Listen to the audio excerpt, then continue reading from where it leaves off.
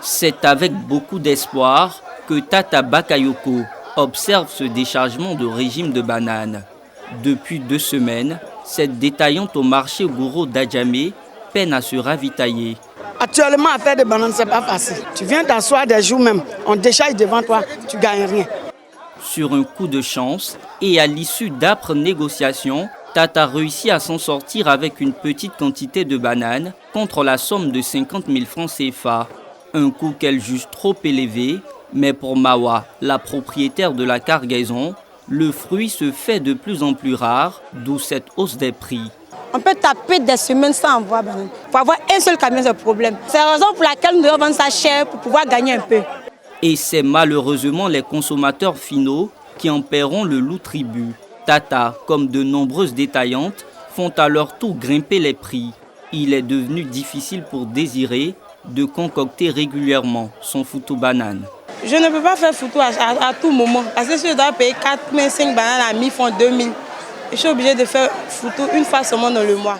En Côte d'Ivoire, la production annuelle de bananes s'élève à 2 millions de tonnes pour un besoin de 2 700 000 tonnes, avec une pénurie à certaines périodes de l'année.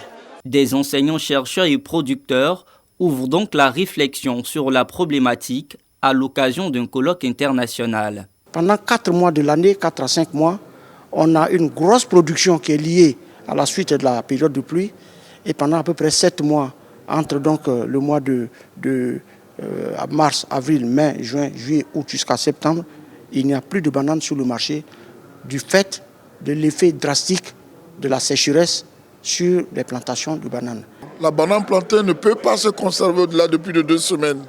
Ça veut dire qu'au moment de la récolte, quelques mois après, plus de bananes plantées. Du coup, la loco va devenir chère sur le marché, le foutou et la banane vont devenir chers sur le marché.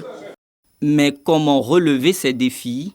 À ce colloque, quelques solutions ont été trouvées. Donc des travaux de recherche ont été faits et donc des nouvelles variétés qu'on appelle les pita ou les fia ont été mis au point, qui sont plutôt résistants à la sécheresse, qui sont résistants aux maladies et qui ont donc des productions à l'hectare très élevées, qui vont jusqu'à 35 tonnes l'hectare. En période de pluie, il y a de l'eau qui va partout. Mais cette eau-là, au lieu qu'elle aille tout détruire, on met en place une politique qui permet de la récupérer et de la stocker. Et lorsque on est dans les périodes de sécheresse, on prend cette eau-là pour faire de l'agriculture. Les prévisions établissent que dans les 5 prochaines années, la demande nationale de bananes s'établira à plus de 3 millions de tonnes par an. La mise en œuvre de stratégies efficaces pour combler ce besoin s'impose.